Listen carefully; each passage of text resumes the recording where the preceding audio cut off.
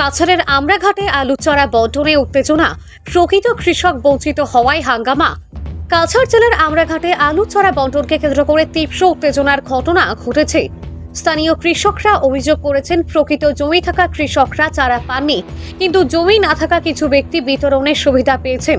বিষয়টি দেখে উপস্থিত কৃষকরা ক্ষোভে ফেটে পড়ে এবং এক পর্যায়ে পরিস্থিতি নিয়ন্ত্রণের বাইরে চলে যায়। স্থানীয় সূত্রে জানা গেছে, কাছাড় জেলার আমরাঘাট কৃষি উন্নয়ন খণ্ড কার্যালয়ে বুধবার সকালে আলু চারা বিতরণের আয়োজন করা হয়েছিল। সাধারণত প্রতি বছর এই সময় কৃষকরা চারা নিয়ে তাদের জমিতে রোপণ শুরু করেন, তবে বিতরণের সময় অনিয়মের অভিযোগ ওঠে। প্রকৃত কৃষকরা অভিযোগ করেন, তাদের নাম তালিকাভুক্ত থাকা সত্ত্বেও তারা চারা বিতরণে বঞ্চিত হয়েছে। এক পর্যায়ে উত্তেজনা বাড়তে শুরু করলে স্থানীয় পুলিশ ও সিআরপিএফ দ্রুত ঘটনাস্থলে পৌঁছায়। তাদের উপস্থিতিতে পরিস্থিতি নিয়ন্ত্রণে আসে এবং বিতরণ কার্যক্রম সাময়িকভাবে বন্ধ রাখার সিদ্ধান্ত নেওয়া হয়। প্রশাসনের পক্ষ থেকে বলা হয়েছে, বন্টনের সময় অনিয়মের অভিযোগের তদন্ত করে যথাযথ ব্যবস্থা নেওয়া হবে। স্থানীয় কৃষকরা প্রশাসনের কাছে চারা বিতরণের সুষ্ঠু ব্যবস্থাপনা এবং অনিয়মের দায়ের বিরুদ্ধে কঠোর পদক্ষেপ নেওয়ার দাবি জানিয়েছেন। তারা আশ্বাস চেয়েছেন যে ভবিষ্যতে প্রকৃত কৃষকরা বঞ্চিত হবেন না এবং কৃষি উন্নয়নের লক্ষ্য বজায় থাকবে। আইসি একটা 40 হইব, আইয়া দেখলাম বস্তা বস্তা মানুষের নেয়ার। আমি তো জানি মনে 5 কেজি বা 10 কেজি পাইমু, আধার কার্ড নিয়ে আইসি। আইয়া যে পরিস্থিতি, গ্রিল ভাঙ্গি দিরা মানুষ দুকরা কি রোগ ভাবে আর বারোইরা কিভাবে পাই জান লইয়া টানাটানি। আমি দাঁড়াইতে ওই জায়গা দেখিয়া লীলা, পরে ভিডিও কতটা করলাম। এটা তো আজকে আপলোড ওর না, যাই হোক পরে আপলোড হইব সারমু।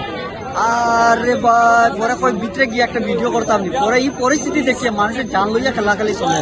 পরে আর ভিডিও না চেয়ারে গিয়ে বইলাম, পরে এই অবস্থা মানুষের 4-5 বস্তা নিচে নাইয়ে শুনলাম।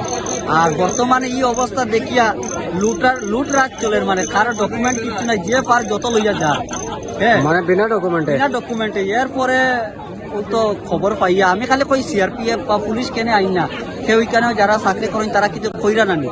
পরে আইয়া একটু পরে দেখলাম আমরা পুলিশ আইসইন, আমরা পালনঘাটে, তারপরে সিআরপিএফ আমরা ক্যাম্পের তারা আইসইন। বর্তমানে তো দেওয়া বন্ধ, এখন বন্ধ। বর্তমানে যারা বাইরে করছিল বাইরে, তারা সব দোকানি হয়, যারা নিচে গিয়ে তো নিচে গিয়ে এখন চিন্তা করবো তারা জানি না। ওই দেখো ওই যে রয়েছে বারো রয়েছে, এখান থেকে স্টকের দোকানি ভিতরে। আচ্ছা, এটা কোন হিসাবে দেওয়া চলে? এটা আমার জানা নাই কোন হিসাবে দেওয়া চলে।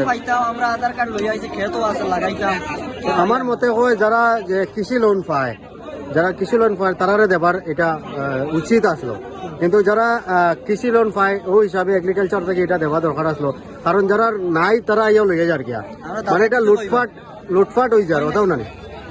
এটাও না এটা কই আমরা কৃষি লোন থাকা সত্ত্বেও আমরা জানি না আজকে যে এখানে আলু বাটাওয়ার আইয়া দেখি এখানে টেলা দেখা, ওই যে আমরা কৃষি লোনের মানে আইডিটা নিয়ে আইসি, আধার কার্ড নিয়ে আইসি, এখানে জমা দিতাম, আলু নিতাম।